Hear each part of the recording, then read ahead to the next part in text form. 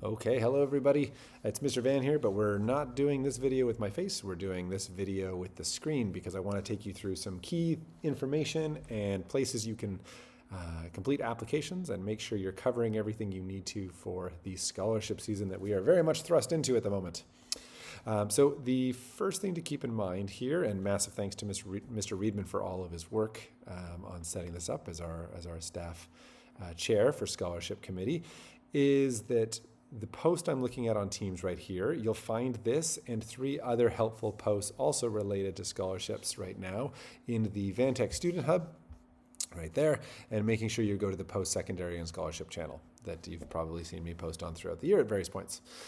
The key deadline to keep in mind is going to be April 10th. You'll see that flagged on a number of places as you're doing this work. So quick background. Basically, at graduation, the school is given money both from the district to give out in district scholarships, and we are also given outside, external from the school money from organizations and community groups that want to award the wonderful work that they know students are doing inside our school. We give out all of these awards pretty much at graduation, and a scholarship committee is struck across all of the, across teachers, across all of the various disciplines. So you'll have myself, a school counselor, you'll have Mr. Morrow as administrator, and then a teacher rep from pretty much all of the departments to be able to help try to figure out who the best pick for each of the scholarships is. We give quite a few of these out, and it's a big undertaking. And because it's a big undertaking, it's really helpful if we have information and lots of information from you so that we can try to make as informed a decision as possible. So that's where you come in. If you're looking to get scholarships from the school specifically at graduation, the key deadline is Friday, April 10th, and this is what you need to be doing. We'll walk through it. The first big one is the Vantech scholarships itself. So there's an application that you can see, and you can click this. I'll pull it up on my screen here, and it's going to bring you to this spot. This is a form that you complete, and it gives us a whole bunch of information so that we know exactly what we need to know based on the criteria that these outside organizations and also some of our own major awards require, so that we can find the best fit. Now, I'm not going to spend too much time. You don't need me telling you what your name is and your student number. You can definitely do those. I've just filled out a couple things here to keep this moving. Sometimes it'll ask you about post-secondary focuses. These matter for some and they don't matter for others. Some set organizations may say, we want to reward a soccer player, or we want a female engineer, or any other thing. So it's helpful to have this information. Sometimes they are also financial based, so it's helpful to have an understanding of, which of these might be applying to you. Now, the next big thing, and this is a big one you might remember from course planning last year, and I reiterate whenever people are dropping courses, is that students need to be taking a minimum of at least 6 classes, not including CS. So if you have 5 classes, and almost nobody does because we're quite rigorous and we're not dropping that much, but if you somehow had less than 6 classes, say for example you had 5 and a CS and you had a study block in both semesters, pretty rare in our grade, but if that was the case, you would not be eligible for awards. 6 is the minimum, not including CS. So we ask you to fill all that out. You'll see you can just put the class and the mark to the best of your knowledge that you have. If you have a final mark, you put it in. If you don't have a final mark, you can put in your most accurate answer, and you'll do all of that. We have up to 12. In fact, we actually have a couple students in our school taking 13 classes right now. We only care about Vantech classes. Online classes such as VLN don't count. A lot of our scholarships are school-based, so you want to make sure you're filling that out. And some of them are also community service involvement, so you want to make sure you're filling that out as well. This is all helpful information to help us be able to find, again, the right fit. So I'm just going to go through this. As you can see, 4 pages. It's 39 questions. Some of them are very fast, and some of them will take, like the last 3 on the last page, will take longer. But it's worthwhile, and it's very helpful for us to have this information. So that is how you identify yourself as being someone who wants to be considered for scholarships. I strongly recommend that students put themselves forward. Even if you think, I probably won't win anything, it's a guarantee you won't win anything if you don't put your name forward. It is strongly encouraged. Okay, let's move on. We're going to go back to Teams here. And so this is our scholarship post. The next one that I want to draw attention to currently, and the order can change depending on who comments on which, but the next one, this one came just before spring break, so you may have seen it from back on March 4th. And this is our district scholarships. So we get on average 30 or so. You can see we're planning on at least 20. it tends to be a grad class of about this many students will probably get around 30 district scholarships. And these district scholarships are going to be in 7 different areas that I'm going to show you in a second. And you're going to need to complete a few things that go with this. And Mr. Reedman has kindly put these things here so that you're able to identify it. I'm not going to spend too much time looking at all of them. You can go to this post and you can find them. But a couple big ones that I just really want to flag are that you need to, and I'll jump over to it here, you need to make sure that in addition to filling out the application for it, that you get 2 references. So this is something you need to be doing before you get to Friday, April 10th. Often these are teachers, but they don't have to be. Some of the district scholarships in the 7 categories can easily include things that you might be doing outside of school. This is probably a good time to jump over to the form that goes with this one. And here are the 7 categories. So if you haven't already seen it, these are the areas in which you can apply. You pick just one. You do not fill this out and do it multiple times. You pick one that you want to be considered in. So there is a strategy to this if you think that 2 are good fits for you. Then pick the one that you think you have the best chance on. So you can see we have applied skills and technologies, including business, home ec, tech ed, etc. We've got fine arts, both on the art drama side and also on the music side, Indigenous language and culture. We have language and language curriculum, physical activity, both in and outside of school. We have community service, often kind of thought of as the volunteering and leadership category. And then we have technical and trades training. Could very well be doing a career program this year, but certainly don't need to be in order to be able to win this one. There will be some from all of these categories. So multiple winners in the realm of roughly 4 will probably win in these categories. Okay, so when you go to the form, let's stop on that for a second.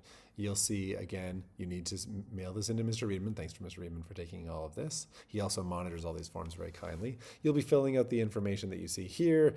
You probably have your personal education number. If you don't, you can go to any report card. If you're really stuck, you can ask me. It's also in your student transcripts. You probably have it. Your address, phone number, all of that information. You're going to complete all of those things. Confirming that you're graduating from Van Tech this year because you're not eligible if you're not graduating this year. And then it also is important with district scholarship in particular that you are a Canadian citizen or a permanent resident. So you can identify that way. Now, they'll ask about the timeline for program of study. Not going to go into it too much, but generally they're used sooner rather than later. This is money that comes from the government, and it can't sit in waiting forever. The area of interest, this is where you choose the one of 7 categories that you would like to be considered for. And then you're going to talk about all the courses that you may have taken. The number of courses definitely factors into the likelihood of winning, but it is not by any stretch of the imagination the only factor. And lots of outside factors and related areas, you can see, related activities and interests will also play into this. Clubs, sports, things that you've done that are related to the category you're doing. You're applying for the community service leadership one and you're volunteering over at City Reach or something, that's a great thing to put down. You're going to also complete the 1-page statement that describes your achievements. And you'll notice, flipping back to teams here, that Mr. Reedman has an example one that you can see here of my accomplishments. So that is a file you're going to upload.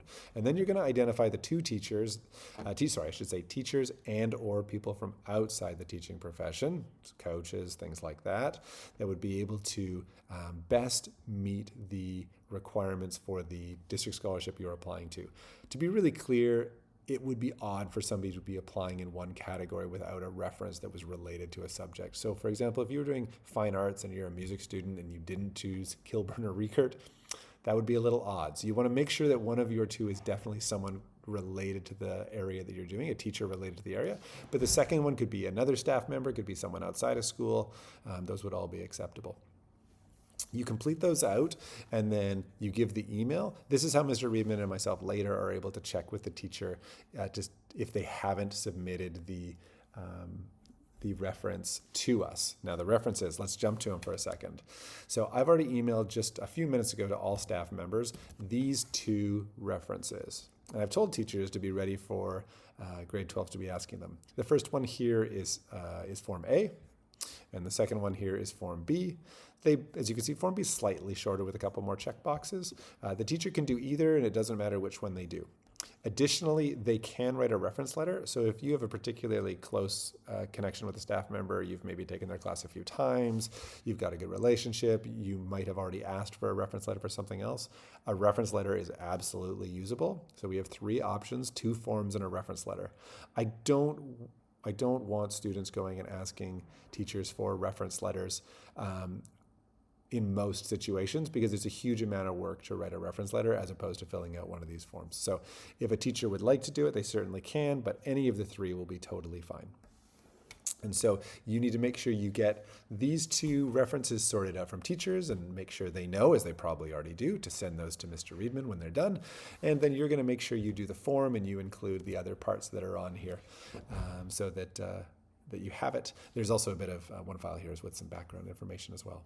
So that's district scholarships. In the big scheme of things, district scholarships are one of the most highly successful scholarship areas that people apply for. There are tons of things you can apply for in grade 12 that have very low odds of winning. There's certainly no guarantee by any stretch of the imagination of winning a district scholarship, but the grad size is only 340 or so, and we will have roughly 30 of these to give out. That means we're going to be giving out to about 10% of our students. So really consider yourself for these if you feel like you're a good fit. Don't apply, obviously, if you don't fit into the categories, but don't think, I'll never win, because that won't be true. There's a decent chance for a lot of students on these. Okay, I'm going to jump ahead. We've already spoken of that. There are some other VSB scholarships that are also included. These are district-wide. They will be lower opportunity for winning, but they are still worth considering. Have a quick look through and see if any of these are good fits for you, just the same way you might look at other scholarships across the world. So there are those. And then finally, I'm just gonna quickly jump down to this one right here. This is part 2 of the district scholarship form. You'll see that Mr. Reedman, that link that I was just showing you a second ago, right here, this form that you need to complete if you're doing district scholarship, that's linked right here. And the 2 forms that I was mentioning are right here. Teachers can either fill those out by printing them and scanning them in and giving them to Mr. Reedman, or as you can see when I click it, they are fillable as well. So you can let's give it at least a real name. You can do that as well. So teachers can do it either digitally or they can print it out and scan it in, whatever they prefer. Okay, as always, you can make sure to ask me any questions. In full honesty, we're jumping into the next 4 weeks where I'm doing articulation, which is a process we do for a lot of incoming grade 7 students coming to Van Tech next year. So it's going to be a pretty busy time, but I love you and I want to help. So please make sure you come by, and you can also email if you have questions on any of these sorts of things.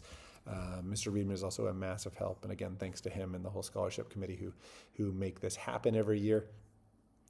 So yeah, let's jump into it. Remember, you've got until April 10th. Everyone who wants to be considered for a scholarship at Grad, make sure you fill this one out. Everyone who wants to apply for a district scholarship, make sure you fill the form out here and you get your references on these 2 guys right here. If you have any outside people, I won't send to this post, but if anyone is sending in a district scholarship application from outside, that is Mr. Reedman's email that can be used to send it for anyone who doesn't work at our school. nreedman@vsb.bc.ca. All right, good luck everybody. Stay cool out there.